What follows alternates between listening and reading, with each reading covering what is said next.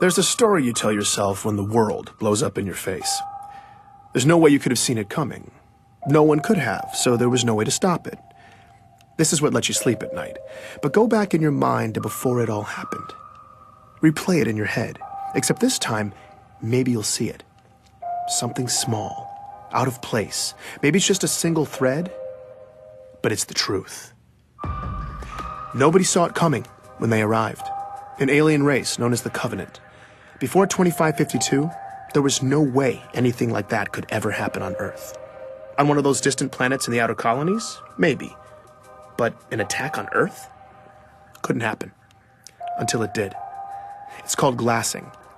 Covenant warships rain plasma down on a planet until everything and everyone on the surface melts. Usually it's complete world destruction. Earth only got a taste. The prolonged orbital bombardment destroyed East Africa, killing millions before it ended. None of us were safe anymore. But something else happened that day too. Or someone. You've heard the eyewitness accounts. Every skeptic has seen the footage. I was there, and yet still to this day, it's unbelievable. A massive man in green armor appeared seemingly out of nowhere in New Mombasa, performed superhuman feats to single-handedly repel a global invasion, and then disappeared? This was the Master Chief. The Unified Earth Government's military body, the UNSC, eventually released a statement. Who he is, where he came from, and that he's continuing to keep us safe. And that was that. But who is the Master Chief? Where did he come from? Is he continuing to keep us safe? I'm Benjamin Giraud, and this is Hunt the Truth. For all us cosmopolitan Earth types who don't venture into the far reaches of space, there's a planet way out in the outer colonies called Eridanus II. If you're thinking of visiting, don't bother. It was catastrophically glassed in a Covenant attack in 2530. But 19 years before it got wiped out, our hero, Master Chief Petty Officer John 117, then known as John, was born in a metropolis called Elysium City. That's where I started. Do I remember him? Oh, yeah, you don't forget a kid like that. That's Dion Govender. He chatted with me from his home in the outer colonies.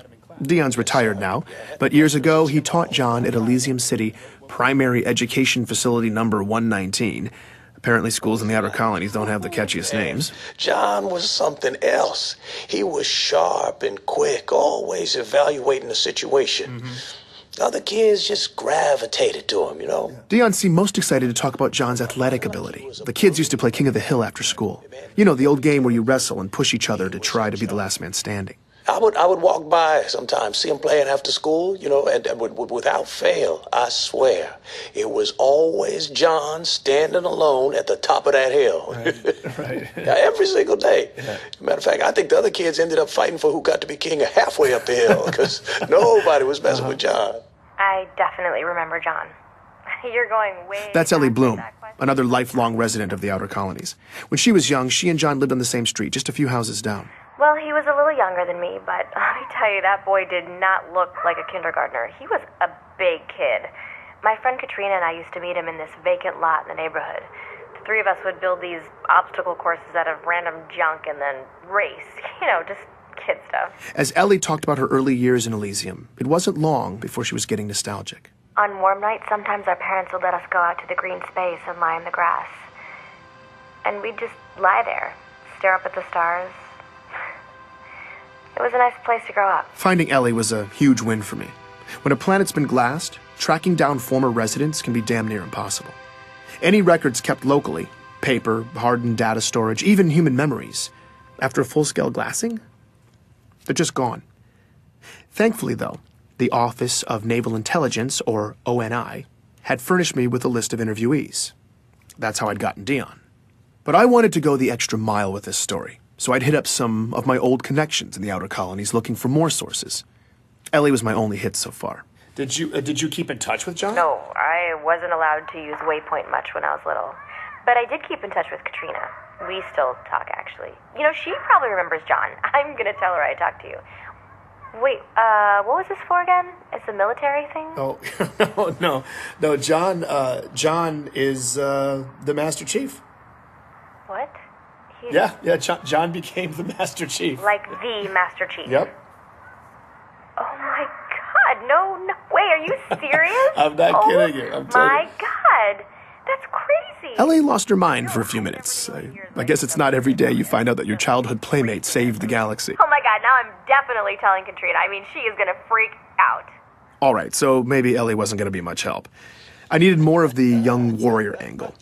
Here's Dion Tell you again. the boxing story. No, what's that? Okay, so. Not yet. I taught the primary kids, right? But I also ran this boxing league at the high school. Uh-huh. Now, second week, we're doing drills in the gym. John walks in. Yeah. Now, mind you, John is in 6th grade at the time. I say, hey, John, what's up? He says, I want to sign up for boxing. And I say, John, you're 12. What are you talking about? But John was adamant.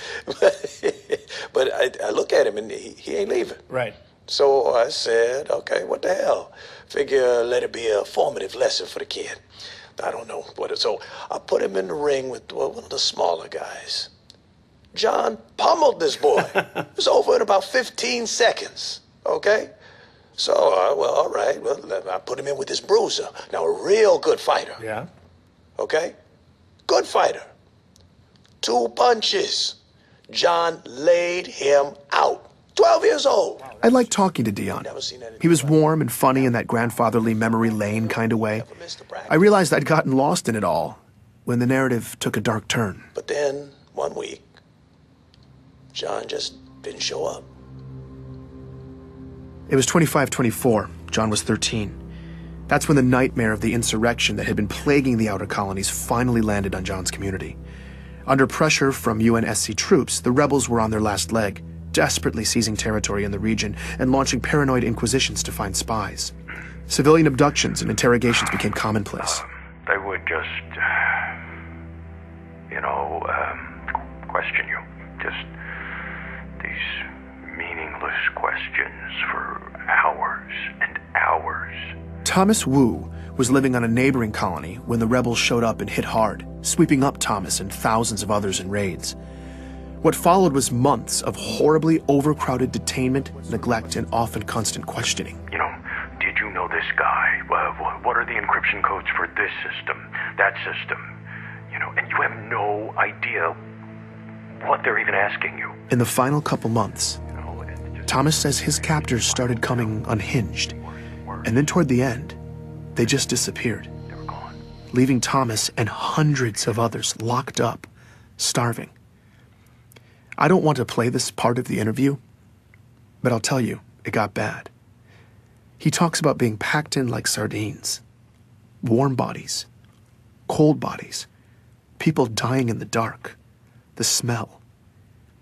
He doesn't know how long it lasted, maybe weeks, but Thomas and many others survived.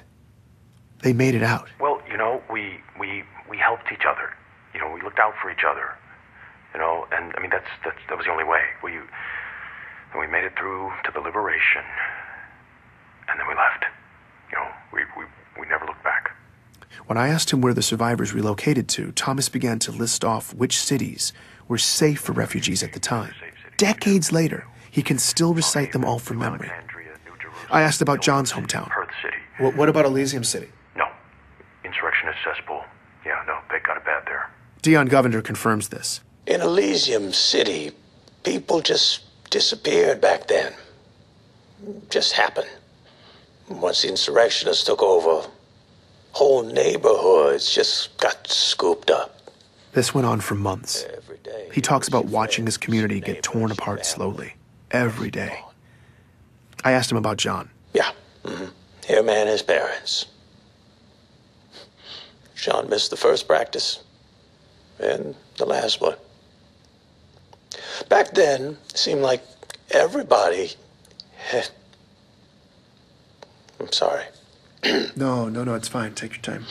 It was hard watching Dion break down like this. He just looked defeated. These kinds of interviews are brutal. I wanted to comfort him, but it just felt condescending. Like I have any idea what it was like for him. So we were quiet for a bit. Before we ended, though, he said this. I think that if anything good can be said to have come from all of this, It's that everyone who went through it can know that their struggle wasn't for nothing. When you have a young man who can rise up from something like this and do what John has done, he honors all of us. Dion believed in John, the way the rest of us believe in the Master Chief. He made it seem like this tragedy that shaped him was almost necessary. I certainly felt like I had the proper beginnings to a hero's origin story. The story made sense. It felt right. Sometimes you have to go back, though. Look again, because maybe you'll see something small, out of place, that single thread. Later that evening, after my interview with Dion, I was pretty drained, so I spent some time sifting through a bunch of file boxes. I'd paid this scavenger in the outer colonies to dig around and send over any Elysium City documents she could find. The only local government records left were hard copies, but I took them anyway. I was sorting through a messy box of local census registries when I stumbled across John's name. One line of basic information, printed out in black and white. That's when I saw it. A single letter next to his name. D. I was staring at an official document that said quite plainly that in 2517, John died at 6 years old. Please join me for the next episode of Hunt the Truth.